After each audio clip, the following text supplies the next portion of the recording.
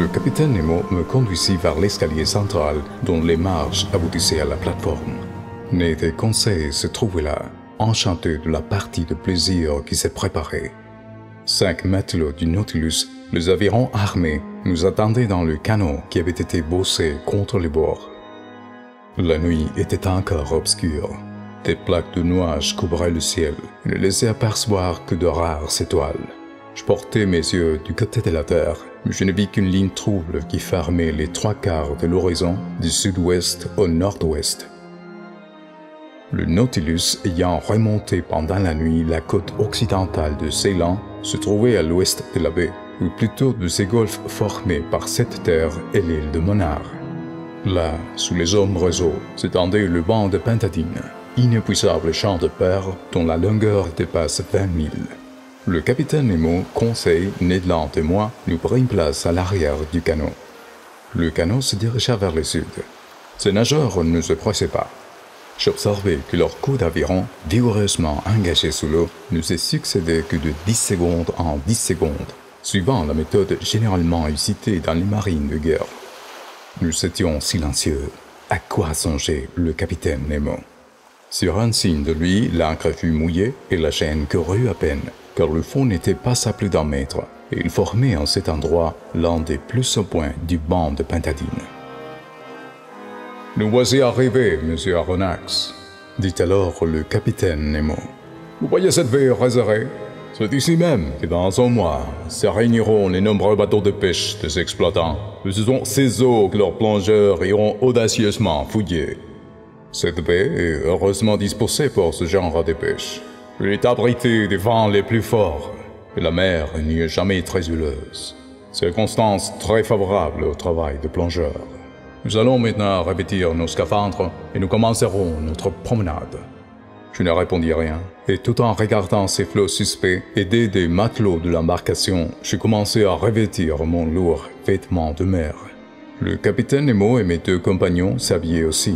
Aucun des hommes du Nautilus ne devait nous accompagner dans cette nouvelle excursion. Suivant l'exemple du capitaine, je me les ai coiffés de la pesante sphère de cuivre et nos réservoirs à air furent immédiatement mis en activité. Un instant après, les matelots de l'embarcation nous débarquaient les uns après les autres et par 1,5 mètre d'eau, nous prenions pied sur un sable uni. Le capitaine Nemo nous fit un signe de la main. Nous les suivîmes et par une pente douce, nous disparûmes sous les flots. Le soleil envoyait déjà sous les eaux une clarté suffisante. Les moindres objets restaient perceptibles. Après 10 minutes de marche, nous étions par 5 mètres d'eau. Le terrain devenait à peu près plat. Cependant, l'élévation progressive du soleil éclairait de plus en plus la masse des eaux. Le sol changeait peu à peu. Au sable fin succédait une véritable chaussée de rochers arrondis, revêtus d'un tapis de mollusques et de zoophytes. Vers 7 heures, nous arpentions enfin le banc de Pentadine, sur lequel les huîtres perlières se reproduisent par millions. Le capitaine Nemo me montra de la main cet amoncellement prodigieux de Pentadine. Je compris que cette mine était véritablement inépuisable, car la force créatrice de la nature l'emporte sur l'instinct destructif de l'homme. Ned Land, fidèle à cet instinct, s'est hâté d'emplir des plus beaux mollusques en filet qu'il portait à son côté. Mais nous ne pouvions nous arrêter. Il fallait suivre le capitaine qui semblait se diriger par des sentiers connus de l'Isole. Le sol remontait sensiblement, et parfois mon bras, que j'élevais, dépassait la surface de la mer. Puis le niveau du vent se rabaissait capricieusement. Souvent, nous tournions des hauts rocs effilés en pyramidion. En ce moment, s'ouvrit devant nos pas une vaste grotte, creusée dans un pittoresque entassement de rochers, tapissé de toutes les hautes lises de la flore sous-marine. D'abord, cette grotte me parut profondément obscure. Les rayons solaires semblaient s'y atteindre par dégradations successives. Sa vague transparence n'était plus que de la lumière noyée. Le capitaine Nemo y entra, nous après lui. Mes yeux s'accoutumèrent bientôt à cette ténèbre relative. Je distinguais les retombées si capricieusement contournées de la voûte que supportaient des piliers naturels, largement assis sur leur base granitique comme les lourdes colonnes de l'architecture toscane. Pourquoi notre incompréhensible guide nous entraînait-il au fond de cette crypte sous-marine? J'allais le savoir avant un peu. Après avoir descendu une pente assez raide, nos pieds foulèrent le fond d'une sorte de puits circulaire. Là, le capitaine Nemo s'arrêta et de la main, il nous indiqua un objet que je n'avais pas encore aperçu. C'était une huître de dimension extraordinaire, une tridacne gigantesque, en bénitier qui eût contenu un lac d'eau sainte, une vasque dont la largeur dépassait 2 mètres, et conséquemment plus grande que celle qui ornait le salon du Nautilus. Je m'approchai de ce mollusque phénoménal. Par son byssus, il adhérait à une table de granit, et là, il se développait isolément dans les eaux calmes de la grotte. J'estimais le poids de cette tridacne à 300 kg. Or, une telle huître contient 15 kg de chair, et il faudrait l'estomac d'un gargantua pour en absorber quelques douzaines.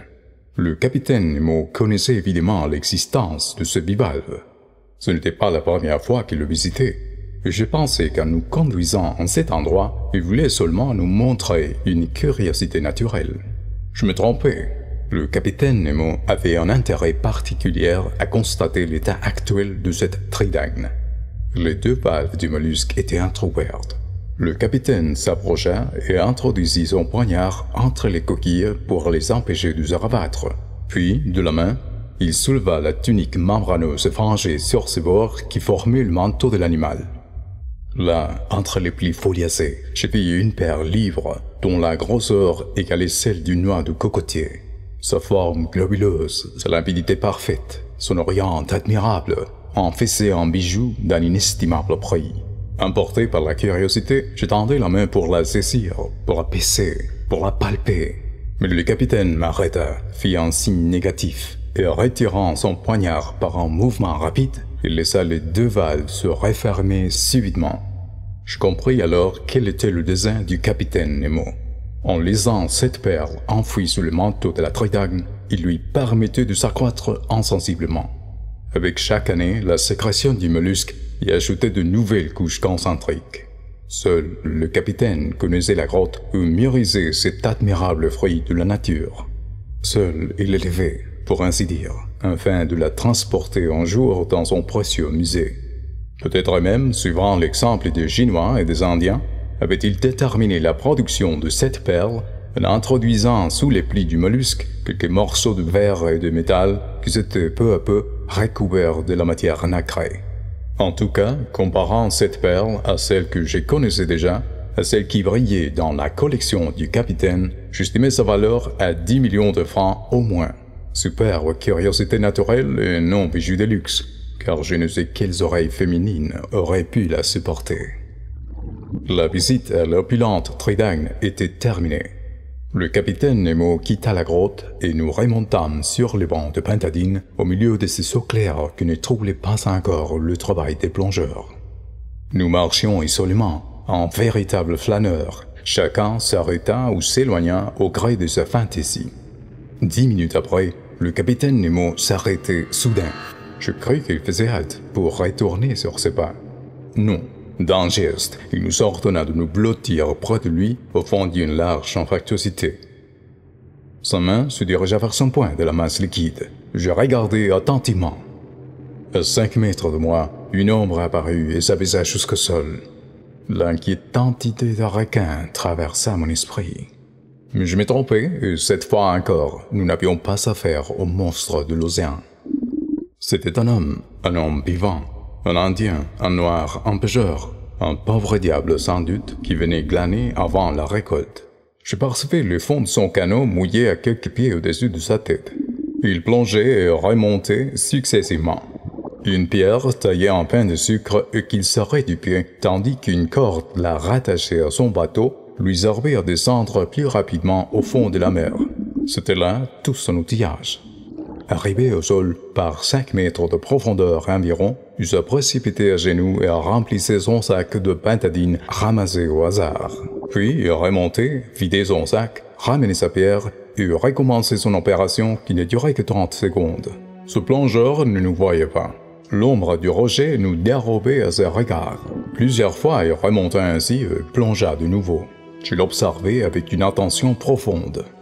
Sa manœuvre se faisait régulièrement, et pendant une demi-heure, aucun danger ne parut le menacer. Je me familiarisais donc avec le spectacle de cette pêche intéressante quand, tout d'un coup, à un moment où l'Indien était agenouillé sur le sol, je lui vis faire un geste d'effroi, se relever et prendre son élan pour remonter à la surface des flots. Je compris son épouvante. Une ombre gigantesque apparaissait au-dessus du malheureux plongeur.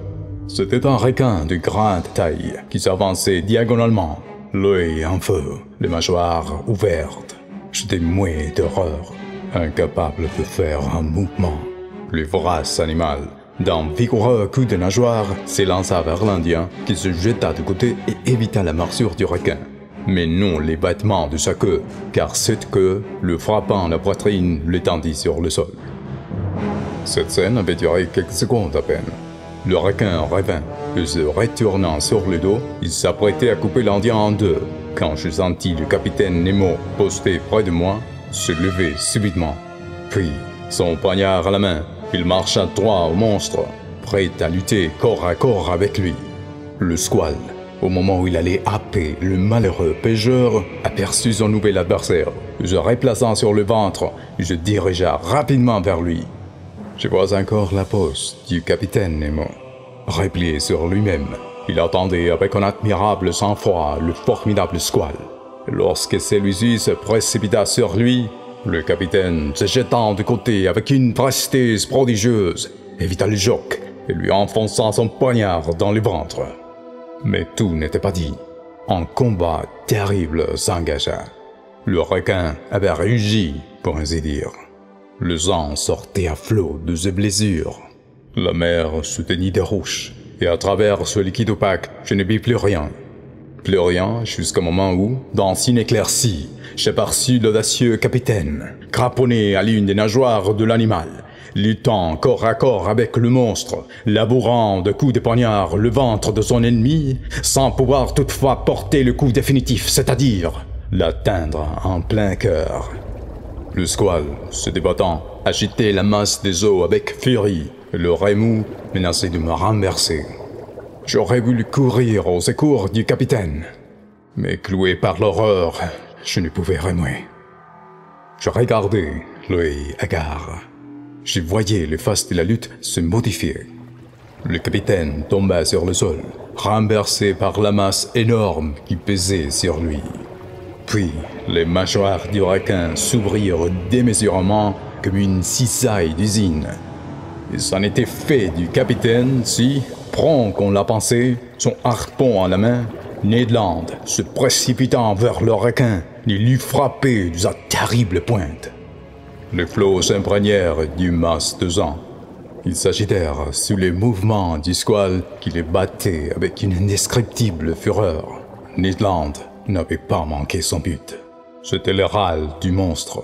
Frappé au cœur, il se débattait dans des spasmes épouvantables dont le contre-coup renversa Conseil.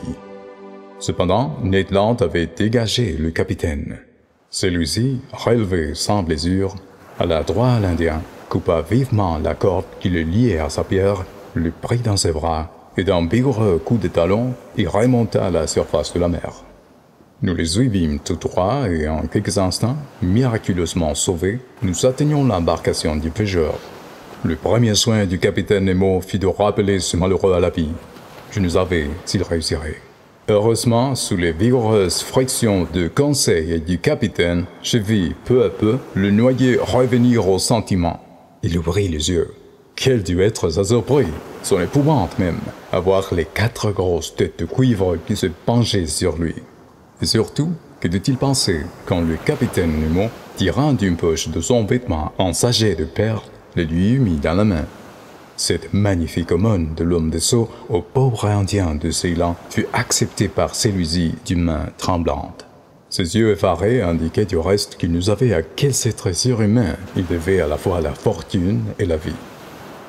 Sur un signe du capitaine, nous regagnâmes le banc de Pintadine, et suivant la route de Chaparquerue, après une demi-heure de marche, nous rencontrions l'ancre qui rattachait au sol le canon du Nautilus. Une fois embarqué, chacun de nous, avec l'aide des matelots, se débarrassa de sa lourde carapace de cuivre. La première parole du capitaine Nemo fut pour le Canadien. « Merci, maître Land, lui dit-il. C'est une revanche, capitaine, répondit Ned Land. Je vous devais cela. Un pâle sourire glissa sur les lèvres du capitaine, et ça fait tout. Oh, Nautilus, dit-il.